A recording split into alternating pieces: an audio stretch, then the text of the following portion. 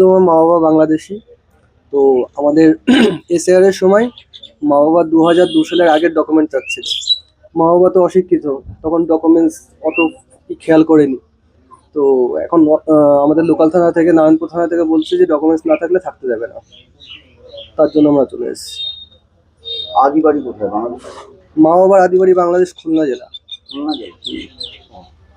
সেখানে চলে যাচ্ছি। এখন সেখানে চলে যেতে হবে, আর কি করবো। এখন কোথা থেকে আসছে? দুর্গানগর থেকে। কলকাতা দুর্গানগর। বাংলাদেশে বাড়ি কোথায়? বাংলাদেশে কেশবপুর থানায়। কেশবপুর থানা। কত বছর আগে এসেছিলেন? এই 2.5 বছর। 2.5 বছর? ও, এই ভোটার কার্ড, আধার কার্ড? না, কিছুই নেই। কোনো দালাল মারফত এসেছিল? হ্যাঁ, দালাল মারফত। কত টাকা দিতে হয়েছিল?